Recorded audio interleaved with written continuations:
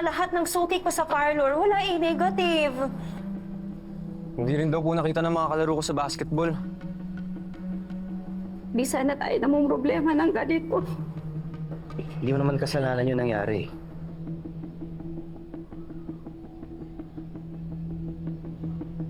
Tulungan mo yung anak ko! Tulungan mo! Hindi niyo mapatay sa anak ko! Tulungan mo yung anak ko! Papatayin daw kayo ng tao na may tato na rosas na may tinik. Patayin kami ng taong may tatong roses na may tinik. Hindi ko nga gets eh. Basta rosas na may tinik. Kung meron ka mga customer na nagpatato ng ganyan, bakit mo hinahanap? Hindi mo ako tutulungan. Sorry, boss. Hello, Nay. Anak, umuwi ka na. Nawawala si Aling Eva. Ano po? Sino yung tatawagan mo? Nanay mo? Hindi, si Noreen. Kailangan ko i-update. Uy, ka ba? Wag! Nanay, mapapauwi nang wala sa oras yun. Alam mo naman nasa ibang bansa yung tao eh. Kung meron man dapat sisihin dito, ako yun. Kasi naman dapat tumambay na lang ako sa labas ng parlor eh. Eh di sana nakita ko si Aling Eva. Hindi. Dapat akong sisihin dito.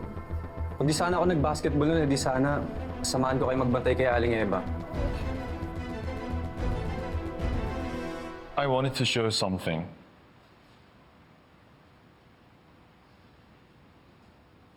This is for you. Jeju Island? I hope someday we could go there together. Not for work, but for vacation. Jeju Island is dear to me. It'll be nice to come back with someone special. I mean friend. A special friend? I was talking about you, the friend, right? I guess. Kamsahamnida. Maraming salamat.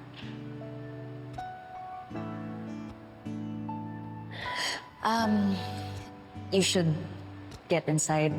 Tara might need your help. Thanks again.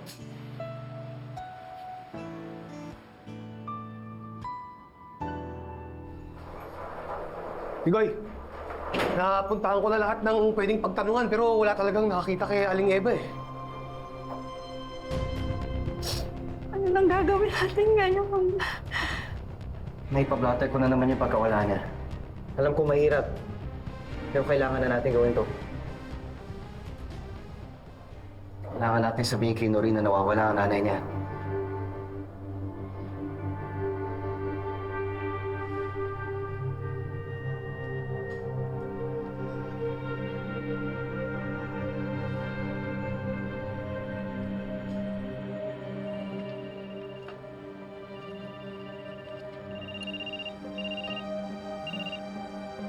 Hello? Migoy, nakauwi na ako ng Pilipinas. Bakit? Ano? Si nanay nawawala?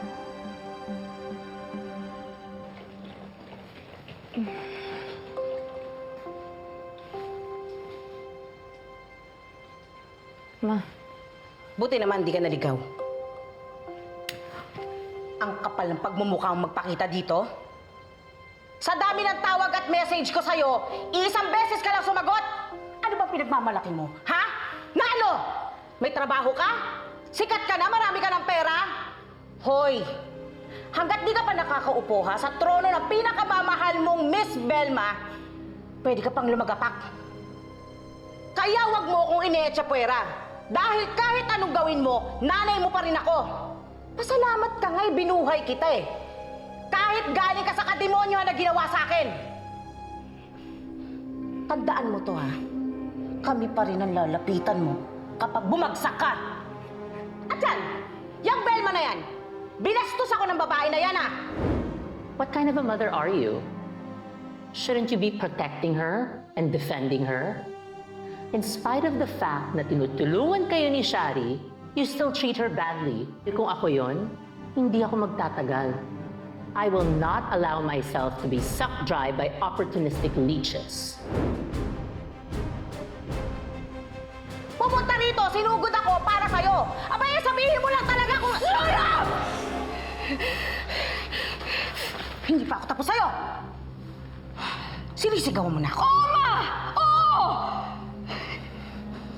Kasi, wala man lang bang... Kamusta ka, anak? Kumain ka na ba?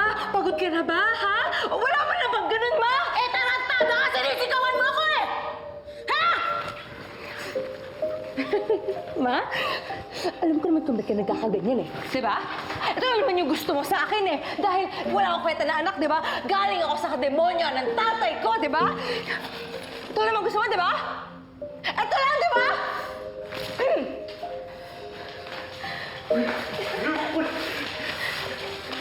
Ito pa, ito. Ito. Sana manahimik na kayo. Hoy! Bastos ka babae ka! Bumalik ka dito! Hindi pa ako tapos sa'yo! Mamamaya na yan! Maupuso ka namin ni ate dito. Sige ka. Hoy! Yung pa, ayun. Ma, akin yan.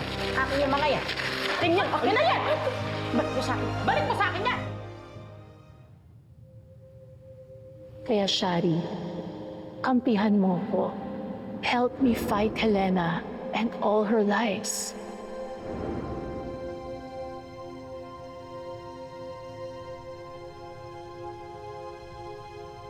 Ladies and gentlemen, the it girl behind our skin's desire to sparkle and shine, Miss Shari De Jesus for Velma Beauty's Pantasya Soap. Cheers to Pantasya!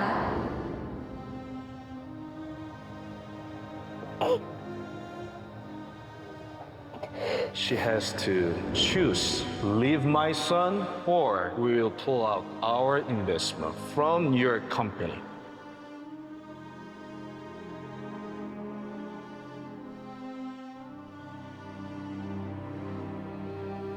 I know that Shari will not sacrifice her dreams for this puppy love.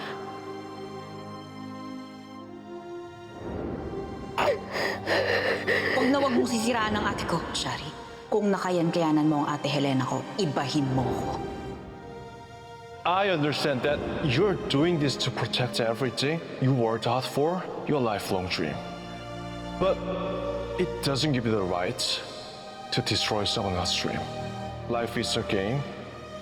Just play fair. Salamat ka nga, binuhay kita eh. Kahit galing ka sa kademonyo na ginawa sa akin.